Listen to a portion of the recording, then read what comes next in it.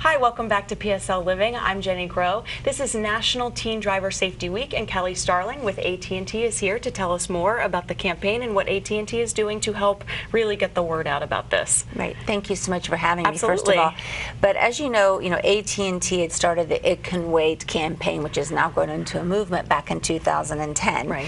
And while we don't want any driver texting and driving, that really started as a target toward teens, because they're the ones who are the prolific texters or the novice drivers. Right. So again, with this being National Teen Driver Safety Week, we are upping the message again about the dangers of texting while driving. But this year we have a new component to the It Can Wait movement. Okay. Something that we hope will appeal to teens who primarily text for communicating, and as you know, they have their own lingo when they text. Absolutely. They have all this abbreviated shorthand. Right. So we came up with #X as a way for them to communicate that, hey, I'm getting ready to get behind the wheel, so I'll be back soon. Right. We want it to be like a socially acceptable way, kind of a cool way Yeah. for them to be able to let others know, I'm pausing this texting conversation, and I'll get back to you when it's safe to do so. Okay.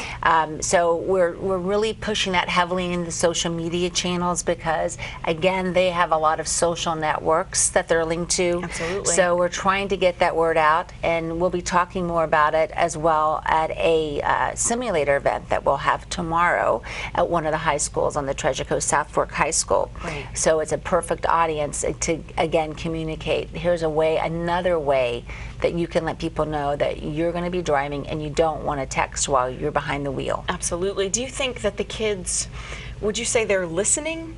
I mean, are kids getting the message?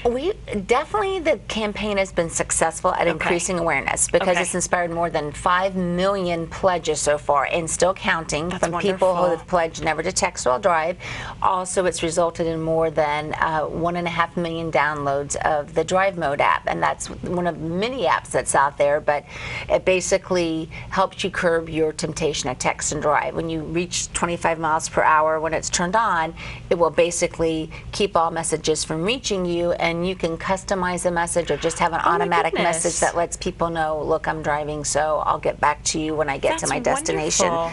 So the movement, we know it's created awareness. It's been very successful at that. We've had lots of celebrities who have joined in to help us, like Demi Lovato's done videos, and some of the country singers. So we know we've attained that goal. Now we're trying to shift the focus to solutions and encouraging people to use the solutions at hand, like the apps that will help curb the temptation, like the new social media tool, #X, or whatever your drive mode is, so to speak. We want people to find that. Maybe it's having a designated texter in the vehicle. Okay. You know, you and I both have kids. Absolutely. So when my son is in the car with me, I'll have him make any calls that I might need to make, to, not business calls obviously, but like to my husband or something.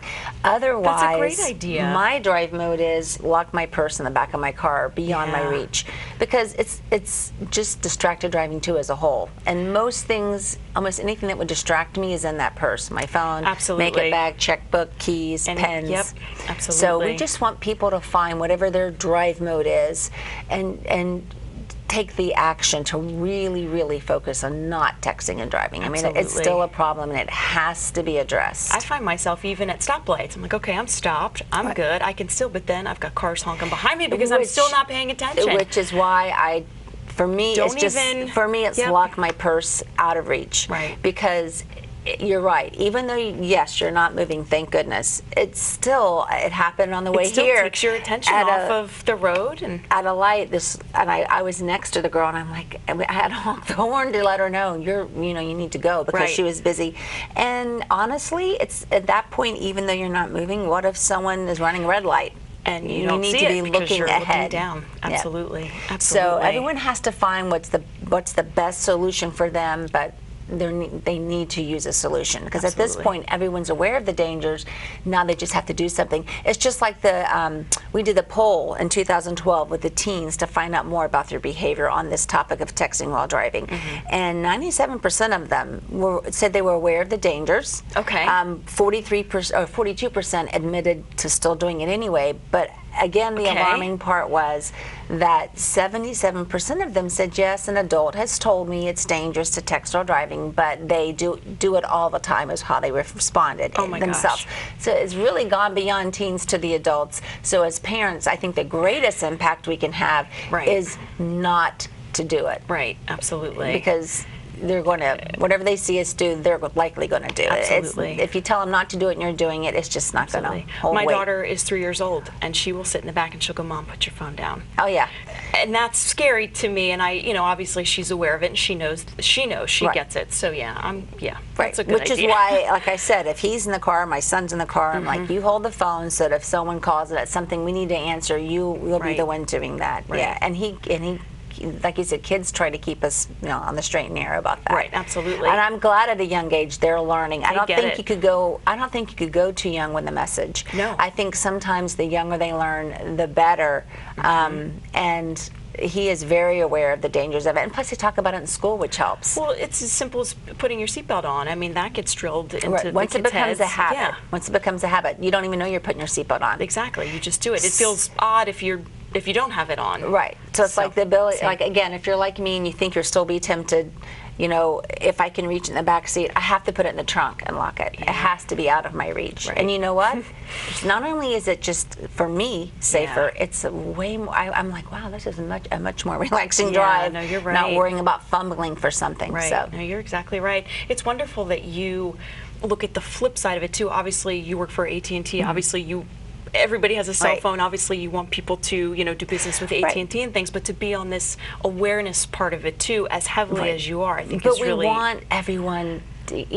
Technology can be a wonderful thing, as you know. Absolutely. But we want people to use it safely. Right. Yes, it can make your life easier. Yes, it's more convenient, but at the right place and the right time. Right. Which is why I think, again, AT&T got out ahead of it when they realized that it was taking off and saw that this could be a serious problem. So, education is what is so critical. That's and why we still drill it. And also the documentary that was produced From 1 Second to the Next, which you guys have been awesome about airing.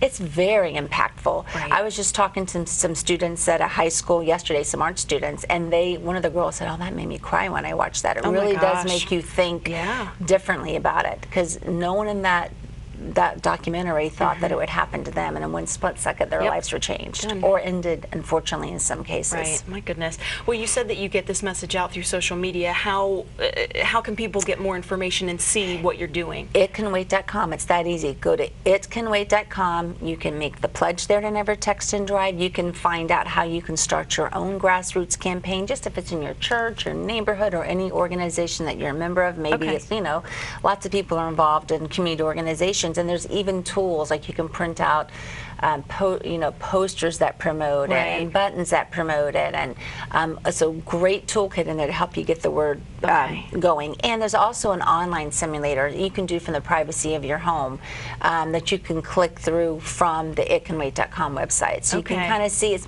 might be a good thing to do with your teens or even your middle school kids who aren't driving yet, to say, here, let's go ahead, and you'll see how difficult it is to try to focus on driving and text at the same time. So anything they need, and there's videos there, like I said, from celebrities, especially new videos about the hashtag X that explains it. So that's the best place to start. Okay, wonderful. Well, thank you so much for everything that you do. And again, it's important to get this message out to not just kids and teenagers, but adults. We're all guilty of it. But thanks to PSL TV for playing an active role. Absolutely. And always communicating that message on an ongoing basis for us. So thank you. Well, we thank you for coming here and doing the same thing. And hopefully we'll see you again real soon. Thank you. All right. Kelly Starling with AT&T. Thank you for being here. Thank you for having me. And we'll be right back after these messages.